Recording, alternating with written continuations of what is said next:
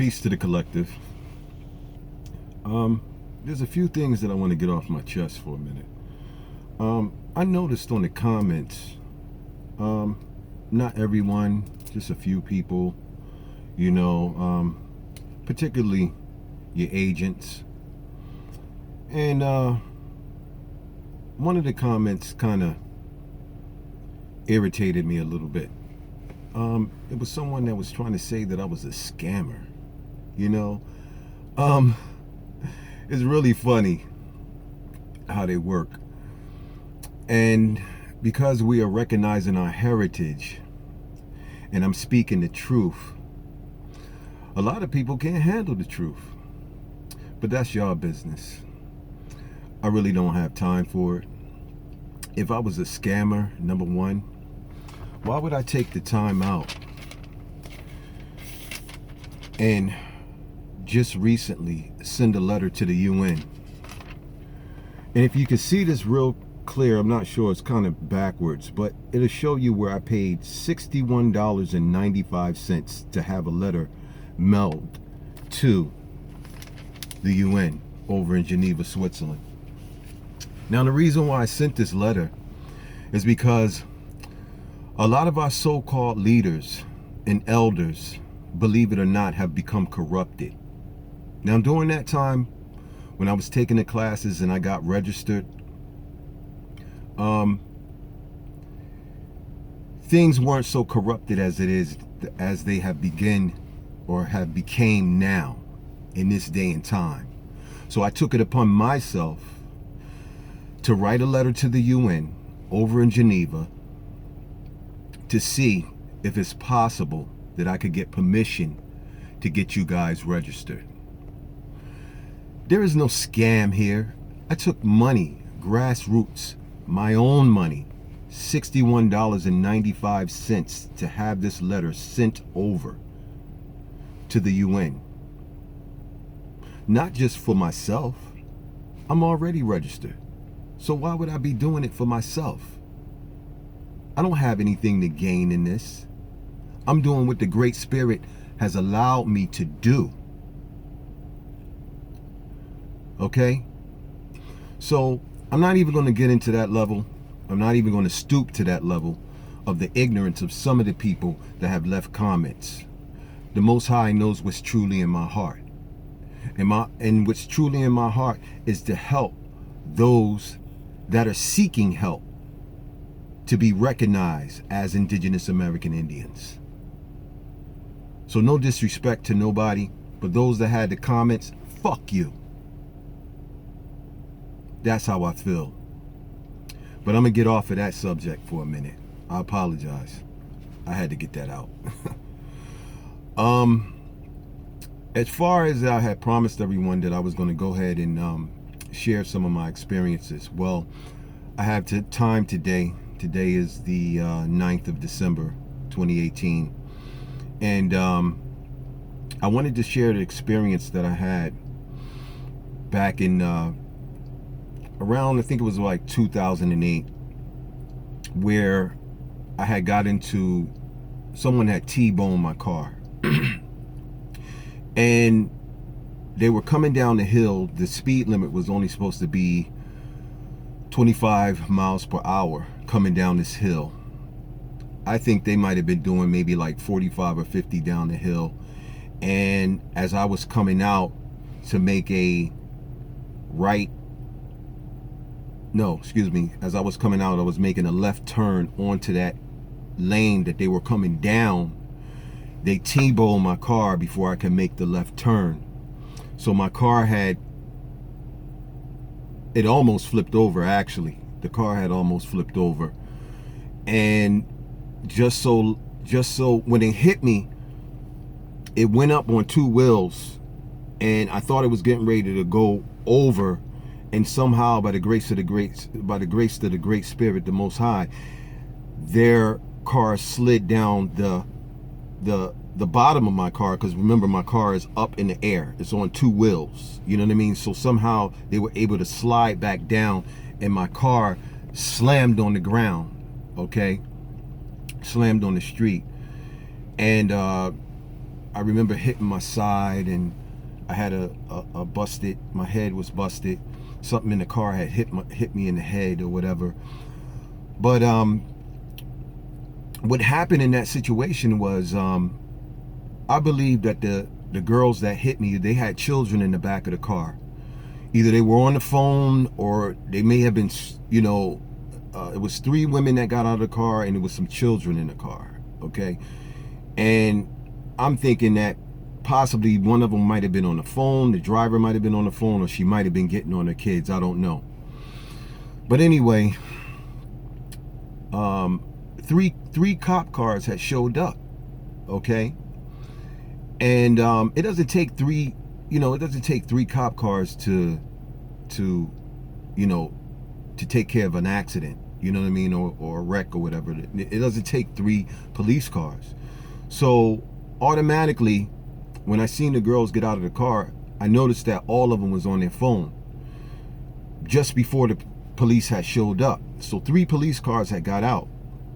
I mean, it's three police cars had pulled up, and all of the police officers had got out of their cars and went over to the girls first, and they were talking as if they knew each other or whatever the situation might have been or whatever.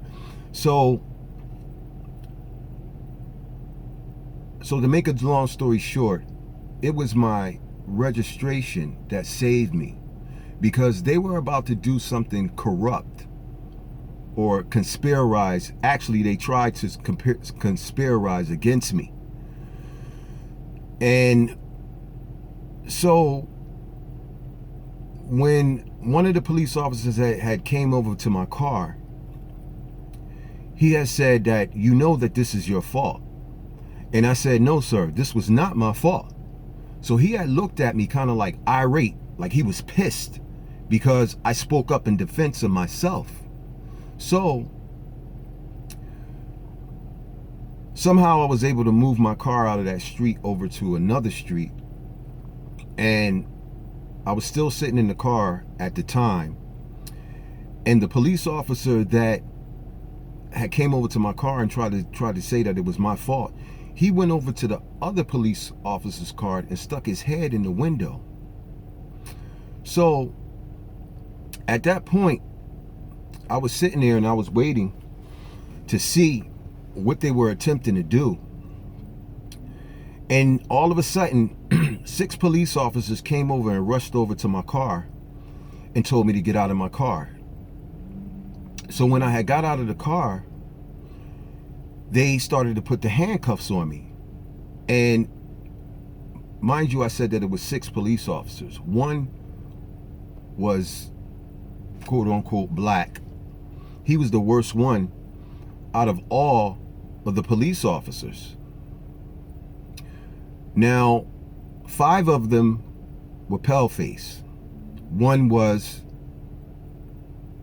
quote unquote black. So he threw me up, he threw my frontal part up against my car, and he told me that if I move, I can't remember exactly, but it was like something like, if I move, he's gonna fuck me up. So I kind of looked at him like, nigga, really? You know what I mean? You trying to impress these pale faces? But that's cool. You know what I'm saying? So in my mind, it told me to let them know that it's something that they might need to know about me. So I turned around to one of the police officers, the black police officer was behind me with the handcuffs, and he had me all pressed up against my car the way that he was doing. It's totally disrespectful, but it was cool. And I turned to the side, I turned my head to the right side, and I said to the police officer, before y'all put me in that car, I think there's something that y'all need to know. So all of the police officers came around me, and they were looking at each other, and a police officer that I said that to looked at me and said, well, what is it that we need to know? I said, you see that planter in the passenger side of my car? I said, I think you need to take it out. So he took it out, and he was looking at it, and he said, well, he was looking at me like, well, what do you want me to do? I said, well, you need to open my planner, and you need to go to the back of my planner, and there's a registration there that I believe that you guys need to see. So he opened the planner, and he went to the back of the planner, and he saw my Indigenous American Indian registration. At that point, they started to read what was on the registration, and you seen this terror on the paleface, one of the paleface's police officers' face when he started to read my registration. So he pulled we were in the street at the time when they had me in handcuffs. They left me next to my car in handcuffs and walked over to the sidewalk and got in the huddle and started to read my registration. Now, the funny part about it is that when they read the registration,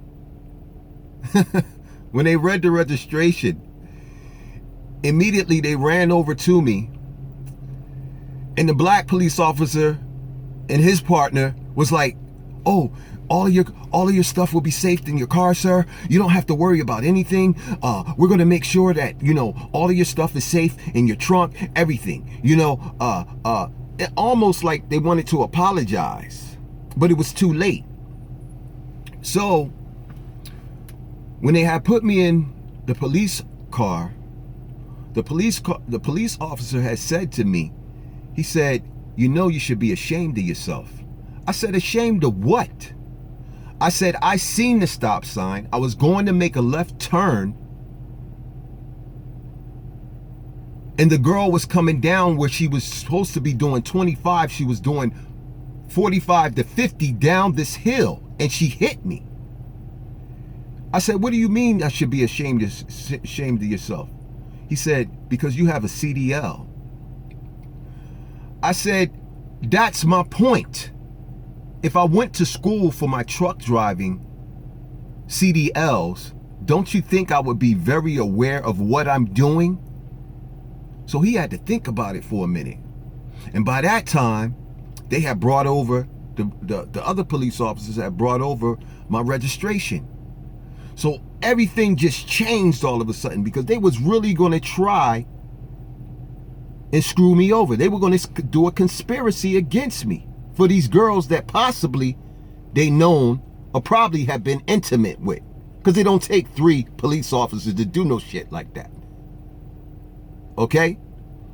So he takes me down to the police station or whatever. He takes me down there before they take me to the main headquarters to have me booked or whatever, you know what I mean? So I'm trying to remember a lot of it, so bear with me. But when we get down there, he sees my registration and everything. So I had asked, because like I said before, I had to learn this stuff. So I had asked, I said, well, now that you know who I am, what is going to happen from here on out? He said, well, I'm going to take you down to the main headquarters, have you booked in, and since it's Friday, you won't see the judge until Monday. And I said, well, when I see the judge, what's going to happen then? He said, you'll probably be free to go. So I had to stay in jail overnight, I mean, through that whole weekend or whatever, because it happened on a Friday. And so come that Monday morning, they escorted about 15 of us under this church chapel. You know what I mean? We were going like under tunnel, and we had to wait in this chapel until we had to go into the courtroom or whatever. So it was like 14 men and 1 female. So I was in a lot of pain. I was supposed to have gone into the gone with the ambulance so they could have me checked or whatever. My head was busted. I was a little delusional or whatever over that weekend or whatever. So when the nurse had came to see me, when they were booking me in or whatever, when the nurse came to see me, she said, what happened to you? What did they do to you? I said, ma'am, I was in a car accident. And, you know, she said, you were supposed to go to the ambulance. You were not supposed to come here like this. She said, who was the arresting police officer? I said, he's right there, ma'am. She said, always remember, you get in the ambulance. You don't come here like this. She said, I'm getting ready to go talk to him right now. And I don't know what he said, what she said to him or whatever, but I still was booked and everything. And I kept my registration. When they gave me that orange suit or whatever, I kept my registration because they had all of my IDs, my driver's license, my my Indigenous American Heritage ID card, and my registration. So when they gave it back to me, instead of me, always remember this, instead of me putting it in my wallet, because you know they're going to take everything and they're going to put it in a box and they're going to give you this, they're going to take everything of yours, your clothes, everything. So, you know, you want to keep all of that information on you.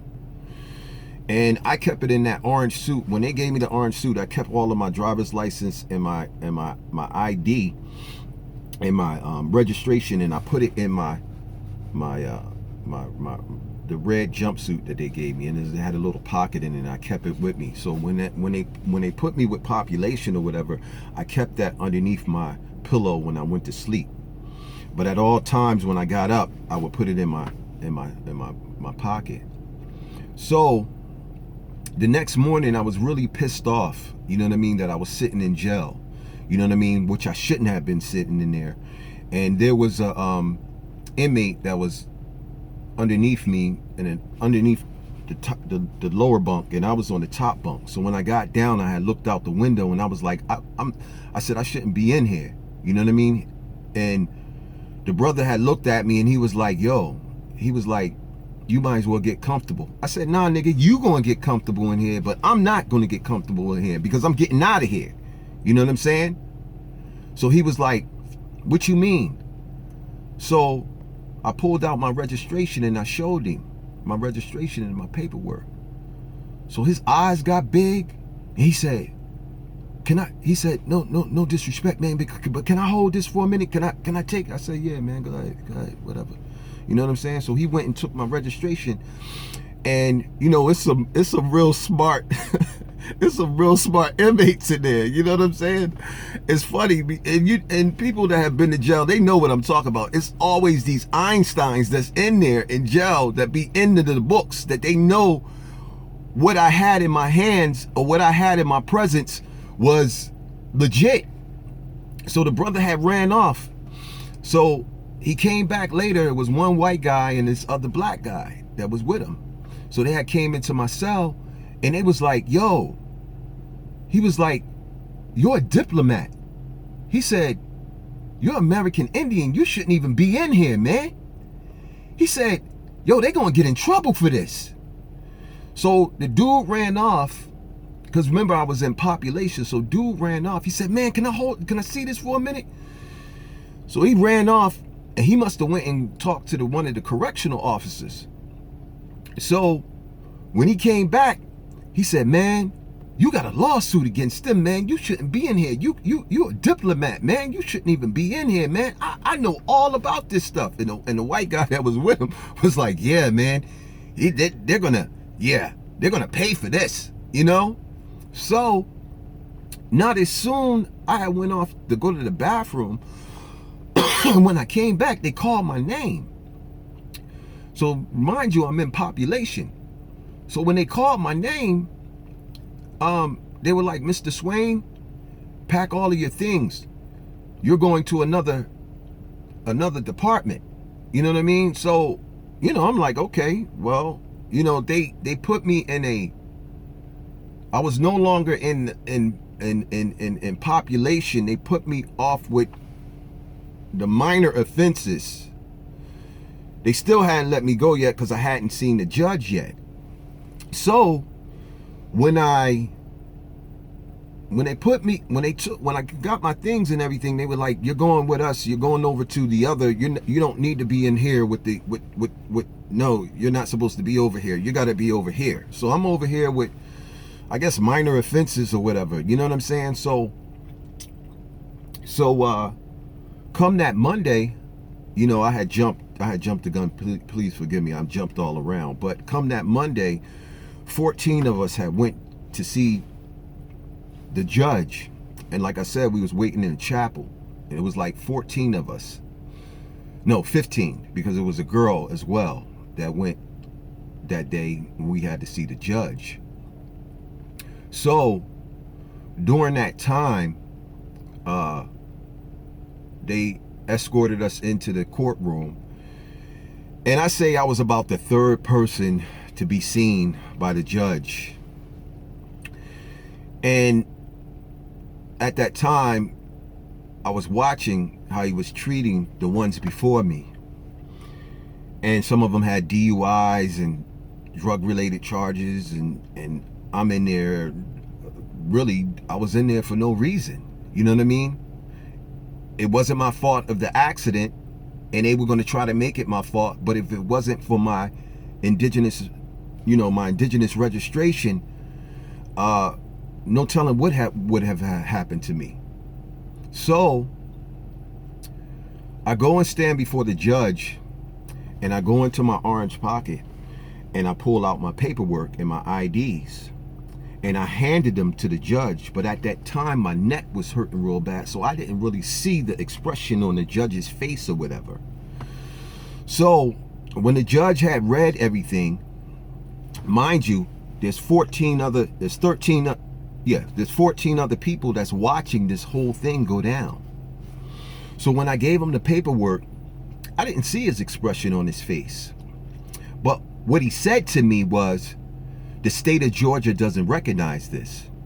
But at the time, I didn't know until I had talked to one of the clan mothers that I was supposed to say the state of Georgia doesn't exist on the Indian soil, because they put their names over top of our Indian names to our counties and states and areas where our clans and tribes live. They put their none of these states exist on Indian soil. They already had names. Remember that. They already had names. So the state of Georgia, state of Pennsylvania, whatever state that you're in, it's fictitious. It's a de facto. It's not real. So the clan mother has said you were supposed to say the state of Georgia doesn't exist. So instead of me saying that to the judge, I said, well, am I able to be represented by someone from the UN? And he said, sure, you could be represented by whoever you want to, but right now you're free to go. Just go wait over in the chapel and we'll get your things and you're free to go. So I waited over to the chapel, and by that time, they were taking me back to my holding cell to get me out of there. So when I went before the rest of the 14, now I don't know where the female went, but the 13 of them had came back to the area where we were standing at. I mean, the area where we were being held at. But remember, I had went before them. So I was getting all my things to get ready to go, this and that and the other. So I was on the top bunk getting all of my things. And those same brothers that were in there in the courtroom with me, they were coming up behind me. So I turned around like, you got 13 niggas coming at you. You don't know what the fuck's getting ready to happen. All I know is it was time for me to put my hands up. You know what I'm saying? So the brother that, I guess, I don't know if he was the leader or whatever, but he must have seen that I was ready to fight. So he put his hands up and he was like, oh, no, hold up. He said, nah, B. He said, what do you have, man? I said, what are you talking about? He said, you didn't see the judge's face when you handed him that paperwork? I said, nah, man. I said, my neck is hurting. My head is busted. I'm hurting. He said, man, whatever you got, we need that, man. He said, you scared the shit out of that judge. He said, man, I got to see you when you come out, man. I said, well, man, We all supposed to have this, man. But y'all still calling yourselves African American. And I said, I'm Indigenous American Indian. I'm not African American. He said, man, you didn't see the expression on that judge's face? I said, nah, man. He said, man, you scared the shit out of him. So I wind up having to, I wind up going home, going home or whatever. And, mind you, I had another court date for the same situation. So during that time, these stories is kind of long, so bear with me, y'all. So during that time, I had ran into this oil miner out in Kentucky, owned some oil fields or whatever, this pale-faced man or whatever. But to make a long story short with him, I had revealed to him that I was Indigenous American Indian. And for some apparent reason, when you know who you are,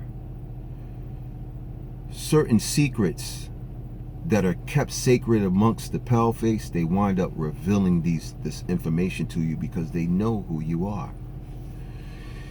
And this man who owned these oil fields, he actually helped me to get an attorney free of charge because he realized that I knew who I was, and I showed him my paperwork. He said, man, you know who you are. And he said, because of that, I need to share some things with you. And he said, always remember, the United States keeps their dirt overseas and lies to the public. And I said, I know they do. He said, I'm gonna help you get an attorney, you know what I mean, to fight this. Well, I go to see this attorney, black attorney now, agent. All of them are agents. But anyway, I wanted to go see this black attorney, and I gave him a copy of my Indigenous registration. You always want to have your Indigenous registration. Make sure you make copies and get copies on 100% cotton piece of paper when you go to get copies made. Keep one in your car.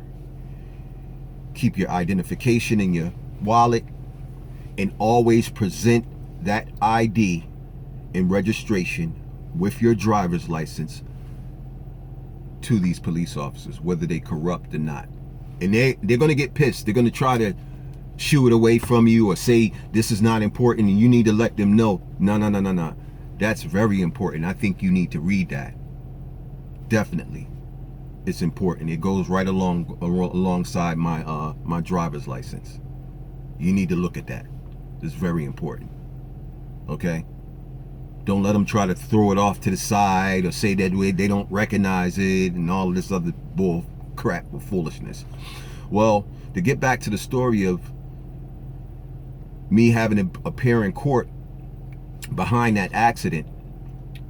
So I had to go to court, and when my time came up, I had all of my credentials, all of my Indigenous registration, and all of my paperwork. I had it in my black book. I had it in the black book.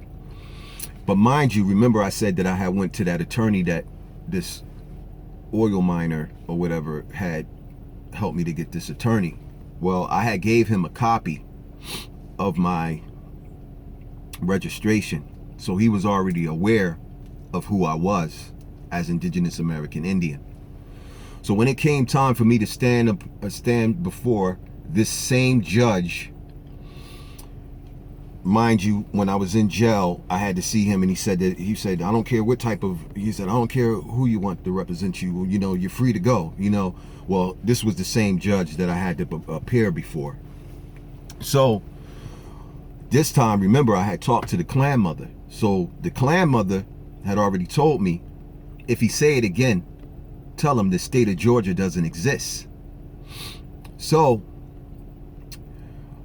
he didn't say it that time.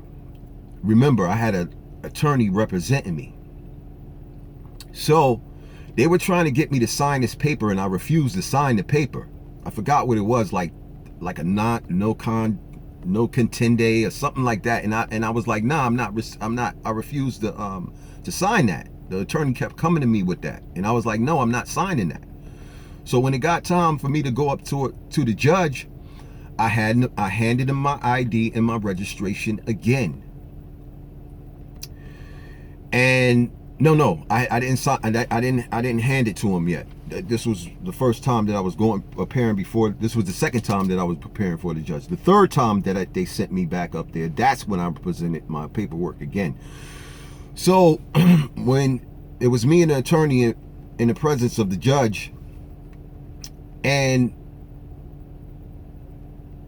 I was pissed off at my attorney because, but anyway, I was pissed off at him because what he said in front of the judge, all the rest of the attorneys was like, what the fuck does he have in that book? Because the attorney has said,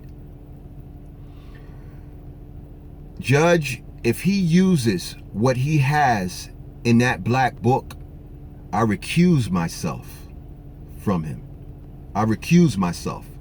And he backed up and threw his hands up. So when he threw his hands up, I looked over at him like, what the fuck you do that for? He recused himself of my case. And the judge looked at him, and he looked at the judge, and he pulled back, and all of the rest of the attorneys was like, what the hell does he have in that black book? So